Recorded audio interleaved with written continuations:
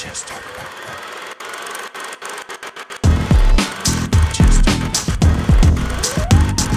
without further ado, I would love to bring out the cast of Star Trek Discovery. Everybody, we'll start with Sonequa Martin Green, Doug Jones, Mary Wiseman, Anthony Rapp, Shazad Latif, and Anson Mount.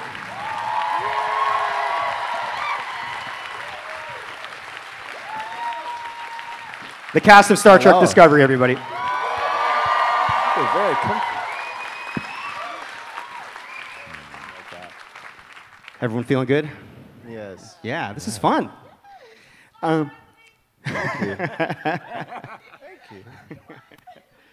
I wanted to start, this is going to be a general question for the entire cast, and we're just going to go down and everyone can give their answers, but I wanted to start with a question about how you guys interact with the series, sort of in relation to the way that fans interact with the series, meaning before you guys get scripts for season 2 or doing anything, do you guys go online and try and figure out theories? Are you trying to figure out where the show's going, like everybody else in this room?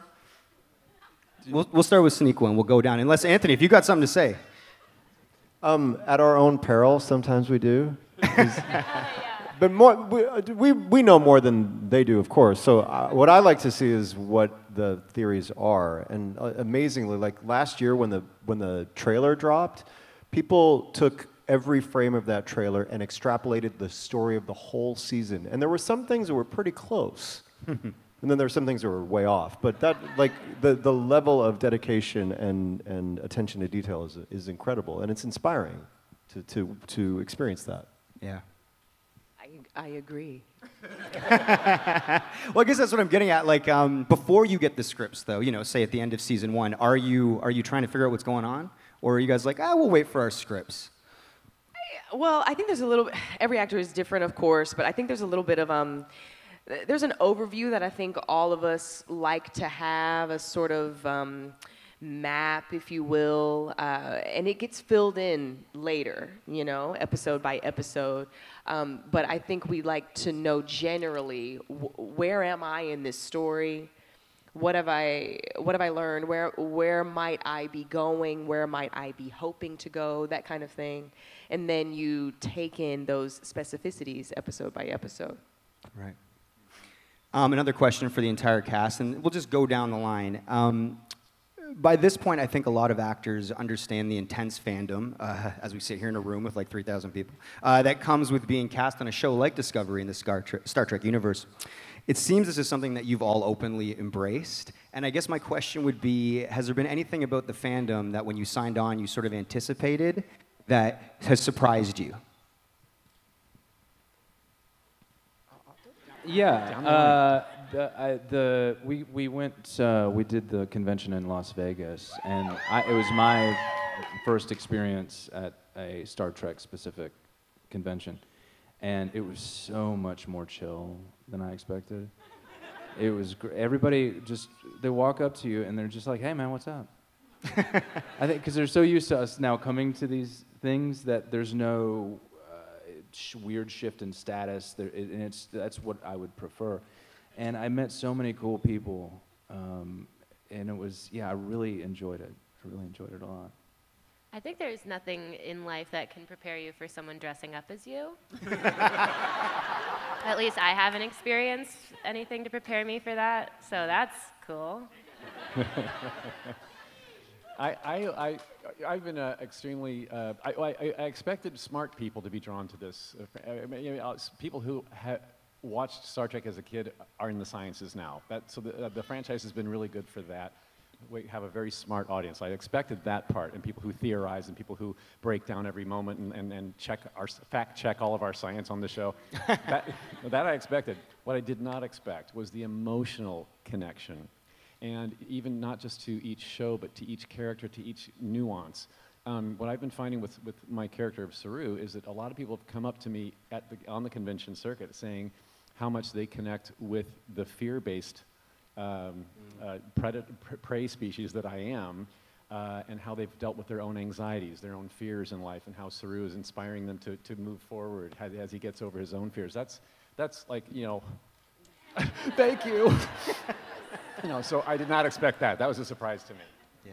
Yeah, I think this whole community, this whole family, is just that. It's so familial, and I think what was surprising to me, especially in Vegas, which was sort of it was a pinnacle for all of us, I think.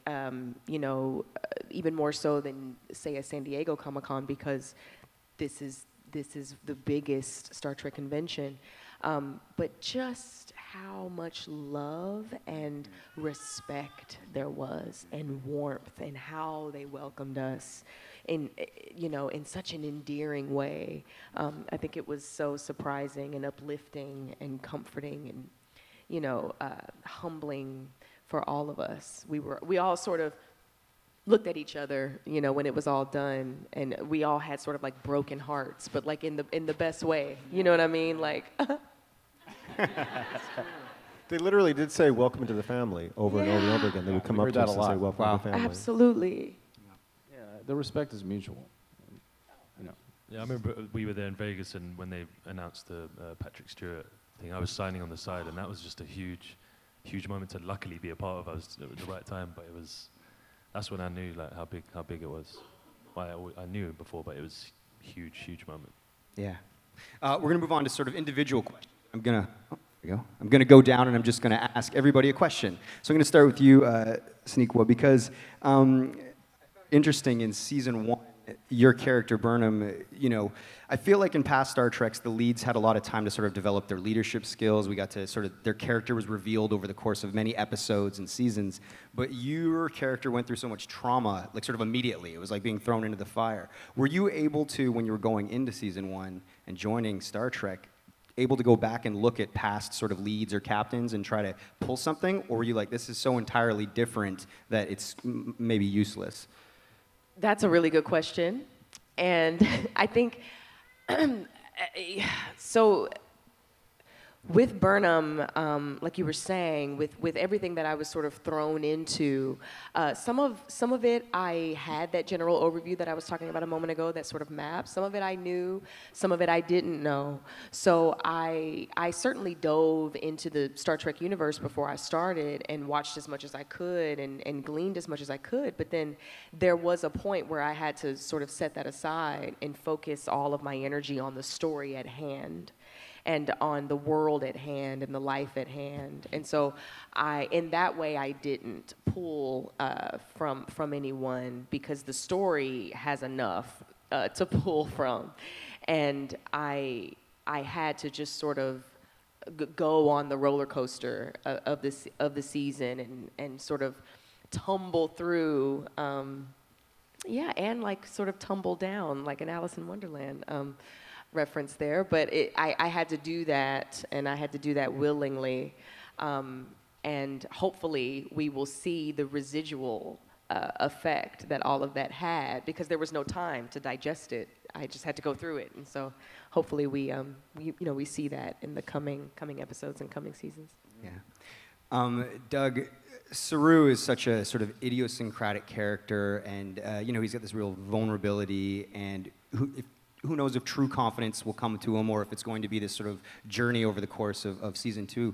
I'm very interested in sort of like the way that Saru sort of moves and the way that he sort of is as a character. When you were building out that character, did you base, your movements or how you sort of perform him on anything that would maybe surprise us?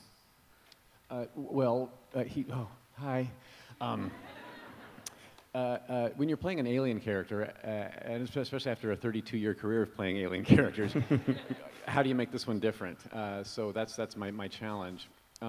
What surprised me was the footwear. I'm in hoof feet, right?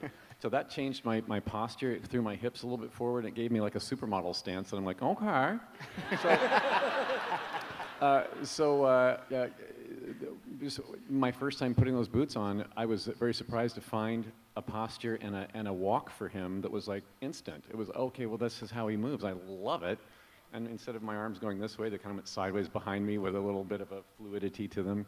But the rest of Saru too, he's smart. I've played smart aliens before, so he felt familiar in that way. And my brother Bob, my oldest brother Bobby, is a PhD in molecular biology, so I draw a lot from knowing him in Saru. And also, just the makeup that you wear helps inform a character when you're that extremely not human. By the way, I must tell you that my makeup artists are here today. Oh! Yes.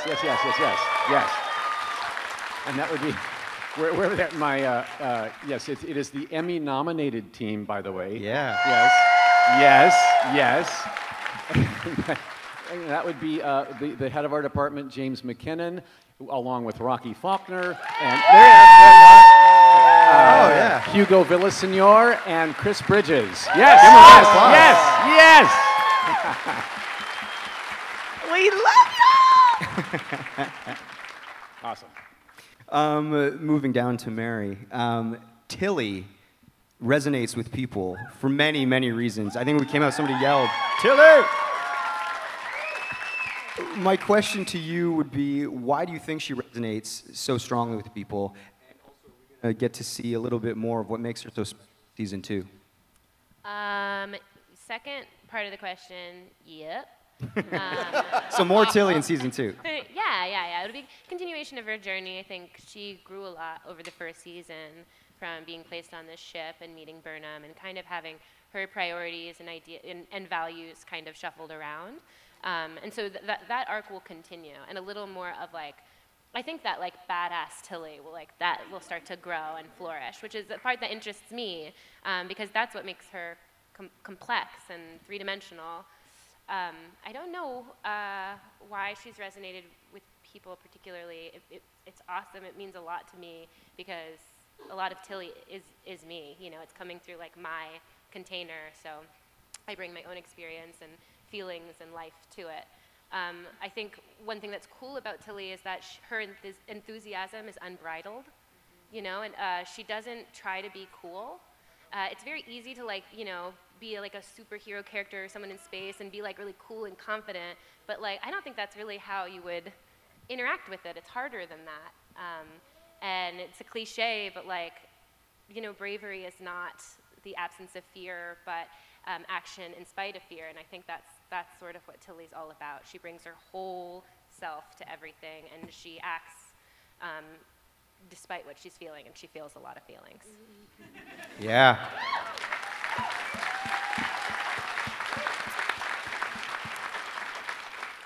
Anthony, Stamets spent a lot of time powering that spore drive last year. Hey, hello. My question would be, are you happy to move on from powering that spore drive as an actor? And what can we expect in season 2 from the new promoted lieutenant commander, I believe? Well, Sonequa alluded to the fact that there wasn't time to really process the cataclysmic events of season 1 because we had to like get through it. So I'm really grateful that in season 2 I get to really deal with the aftermath of the loss of Culber and the question of what is next now that if the spore drive isn't going to continue as is, if that's really going to turn out to be the case, what is there to do? And I think that's a really interesting human experience that people who experience loss, that's what they go through. So I'm very, very grateful to the writers for giving time and space and voice to grief and what growth can come from it and what's possible from it. Yeah.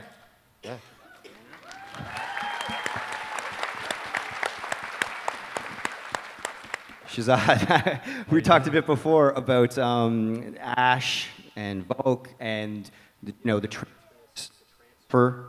Mike's cutting, but as long as you guys can hear me, I'll just yell down the line.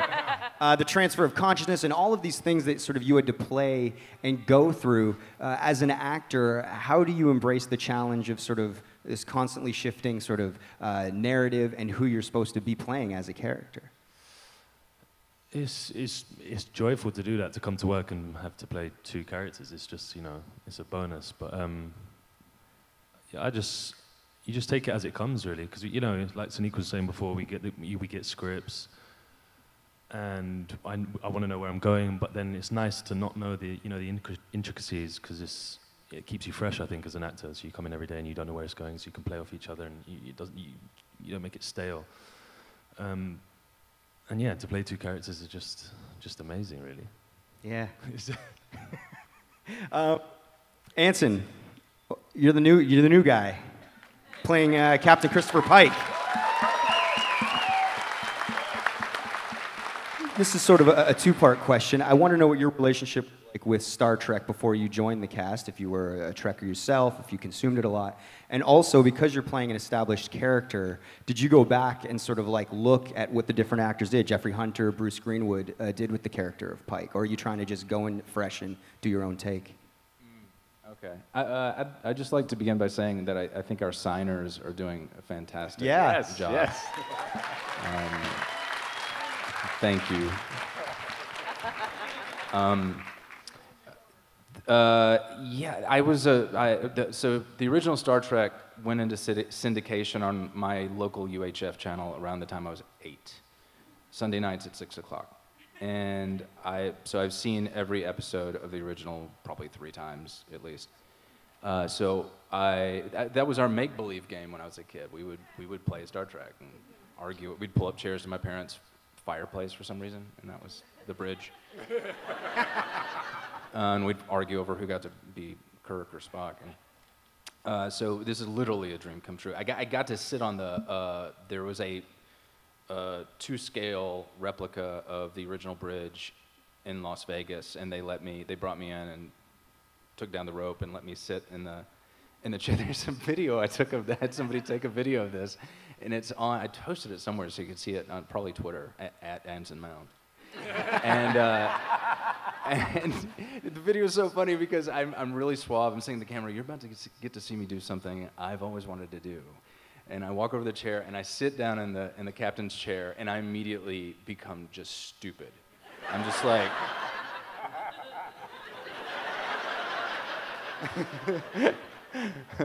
So that's my relationship with Star Trek. To your other question, I'm a big thief. I love stealing. I'm a big believer in it. I steal from Nicholson all the time.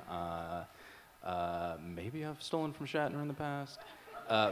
But for this one, I guess because I felt it was important to make a character that's already established, not just a replica of a previous performance. Mad respect for Jeffrey Hunter, but I needed to come at it in my own way, and it's hard to establish a character in the second season, and it's been a dance between me and the writers figuring it out, and I feel like they figured it out long before I did. I feel like I just got into the groove of this character this last week, and oh, go on. I know. Yeah, so I hope that answers the question. Certainly, yeah. I guess this is another question like for everybody, so we'll go down the line. And I guess when we get to you, Anson, you'll have to have a different answer, because this question is about what you all learned in season 1 that you thought was absolutely essential to bring to you in season 2, meaning like that was invaluable what I learned there, and that's what I'm taking to season 2 with me. Well, there's things that we learned, or certainly things that I learned as an actor, and then things that I learned as Burnham as well. You know, there's such a great conversation that's always happening between us and the writers, and you know, we're very grateful for what they've given us, and also for the space they give for that conversation and for deliberation and collaboration. And something I learned as Burnham was that, you know, the needs of the many truly do need to be served more than the needs of the few. And you are not, just because you were born in this Vulcan manner, or not born, but, you know, sort of fostered in this Vulcan manner, it doesn't mean you're always right. It doesn't mean you know what's best, because there is a tendency for Vulcans to be arrogant, because they, you know, I mean, there is, you know, it's like logic. Obviously, logic is what's right? But so that was a big thing that I had to learn as Burnham, is how to be unified and how to let my voice serve in a company of others, but serve equally.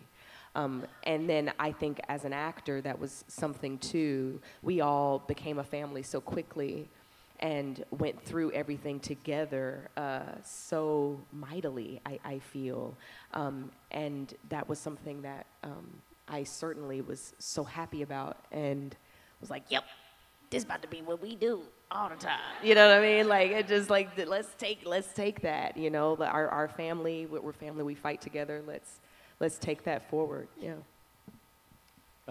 Well, for me, as Saru being a fear-based species and being prey on my home planet, season 1 taught me that Saru can overcome that fear when the time when it calls for it. In episode 5, I had to take the captain's chair when Lorca was in captivity with the Klingons, and that was his first time. Saru's first time actually taking the captain's chair and having to lead a mission, a rescue mission. And so of course I checked with the computer system to see list all the other captains who have gone before me and what their good qualities are and do I match up. So that's very me, by the way. I'm a very fear-based species. So, but what season 1 taught us about Saru is that he can push his threat ganglia back in and carry on. It is a life lesson for me personally. I've learned so much from Saru. Season 2, I would love to see more of that evolution. And is there a permanent solution to our fears, or is it something we do have to be haunted by the rest of our lives? That question might come into play. I know.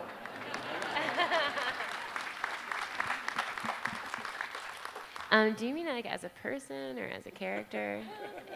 You can choose how to answer however you like. Okay, well, as a person, I just learned a lot about Twitter settings and how to mute conversations you don't want to hear and how to take in the kindness. I don't know, Tilly. One thing I've learned from playing Tilly, I really think she comes from a place of empathy. I think that she really listens to people, and that's kind of taught me, of course, at times I can be selfish or, and to really focus on the other. I think that's her superpower. So that's one thing I've learned, and that's taught me, I kind of learned that over the course of the season and taught me how to engage in all my scenes going on. Also just as a person, learned a lot. This is the first series regular I ever had, big show I've ever done. It's very green, not very practiced in front of a camera, so I've grown a lot, and I'm looking forward to putting those skills into the second season. Yeah, and watching Sonequa and how graceful and beautiful and kind, and watching Mary and how graceful and beautiful, kind she is. No, but your focus and your professionalism.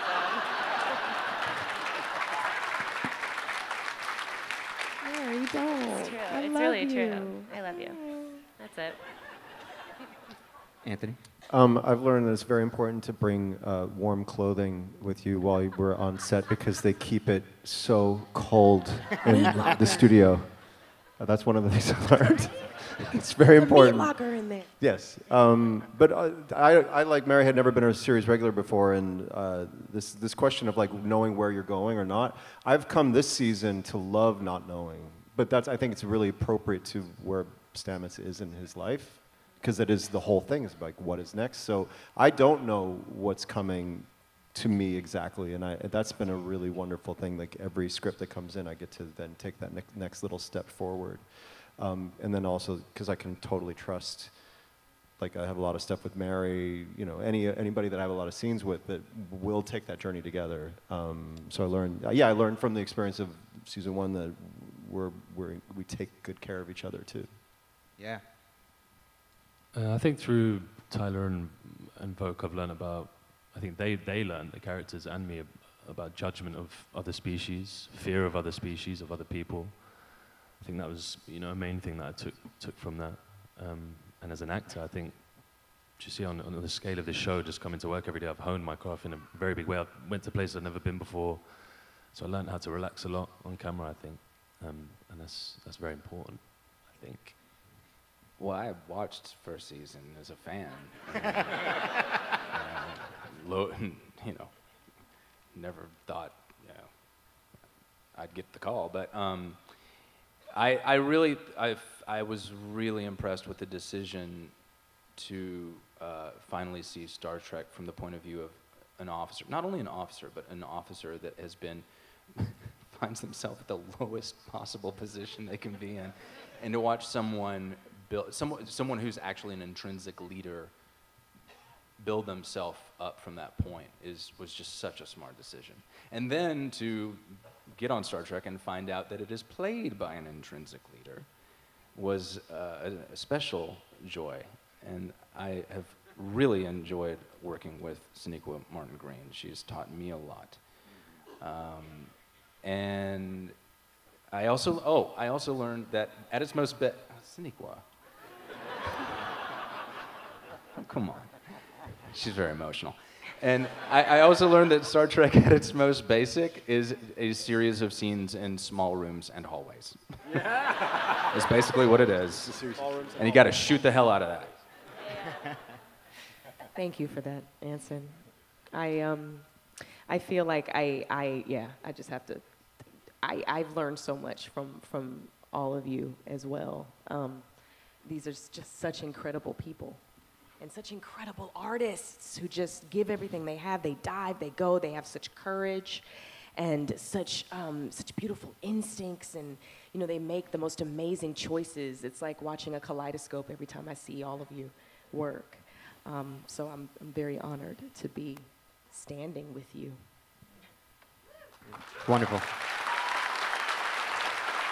As we approach the end, as our time is getting close, we have time for a couple audience questions. So it is hard to see out there, but oh wow, that lineup that happened real quick. It's a race.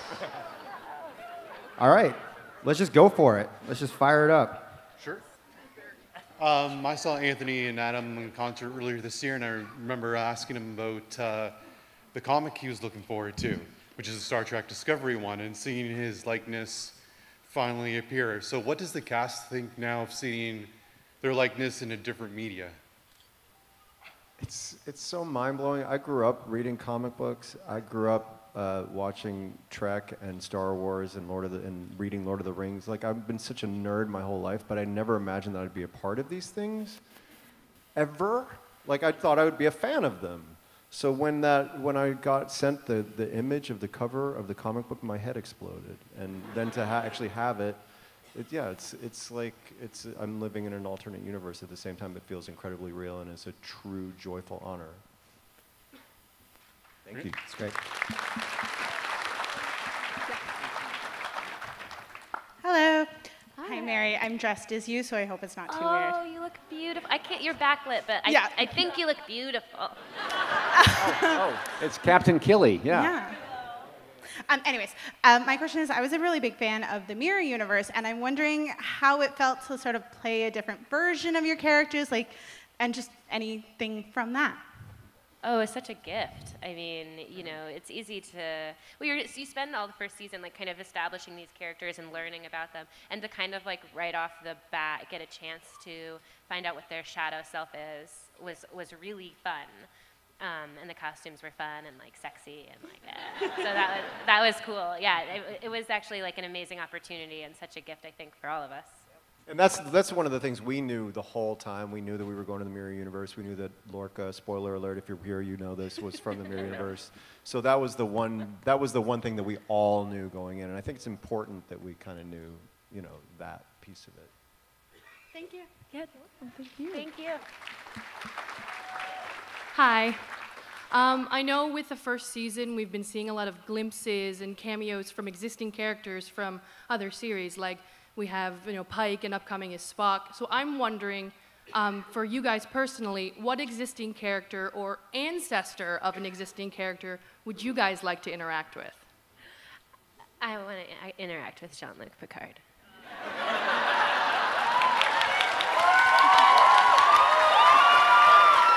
I mean, I'm not, but like, I want to. Now, when you say interact, no.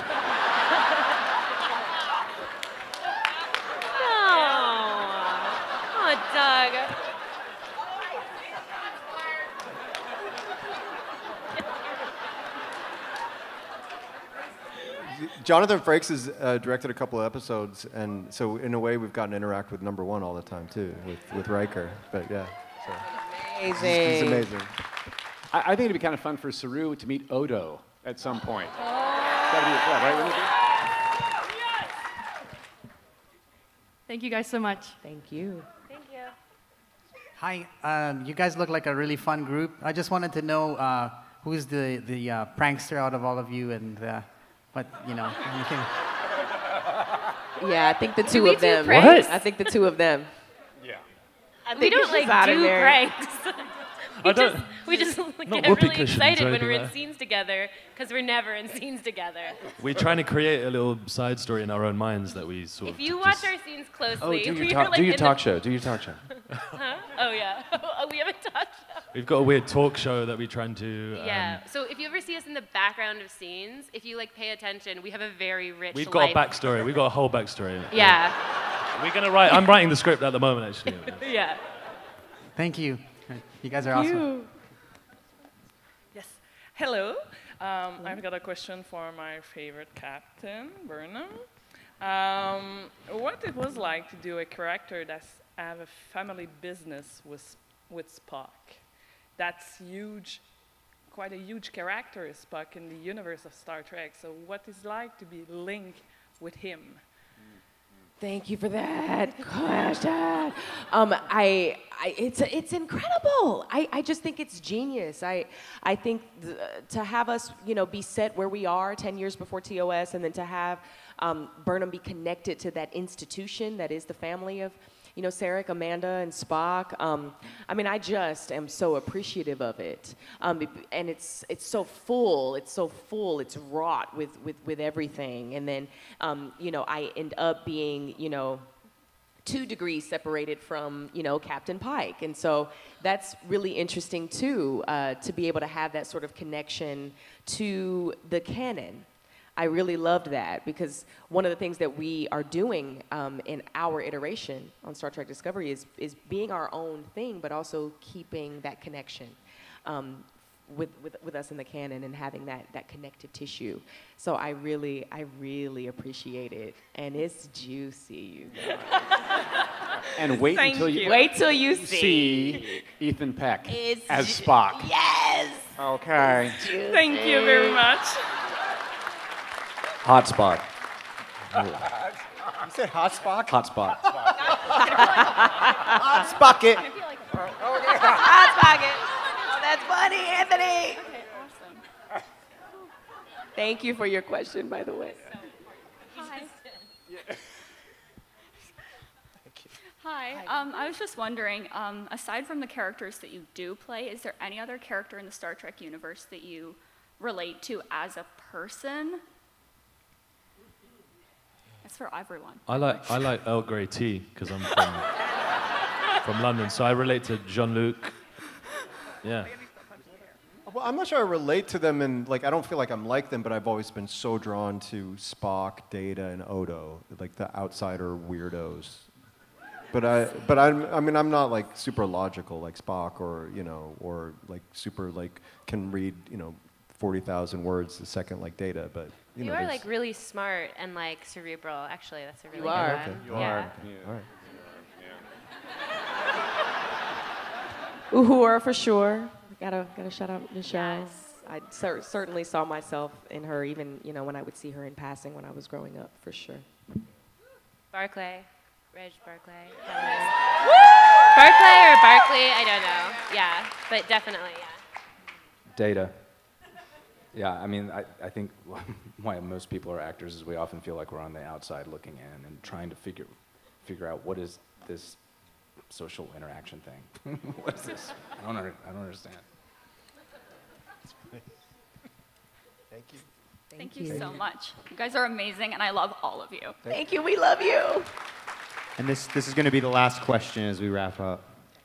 Hi, I'll address this to the panel at large here.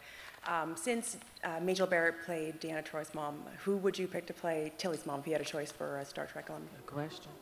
Oh my God, in the world of Star Trek, what's my pool? What's my casting All of it. pool? Any The world. Any Star Trek alum, actor. I know. Amy Adams. What? Amy Adams is not old enough to play my mother. I just like love her. I don't know, but I have a list. Like I have a very long list of who I would want to play my mom. I don't know. Anybody in the world? Anybody in the world, right? Well, anybody in Star Trek. Oh, Star Trek. Sorry. Marina Sirtis? That's my pick too. So. That's not a spoiler. Gates McFadden, maybe? Well, because she has red hair. She's beautiful, and she's beautiful. She is. She's a beautiful person and a wonderful actor. Yeah, maybe. Thank you. Thank you.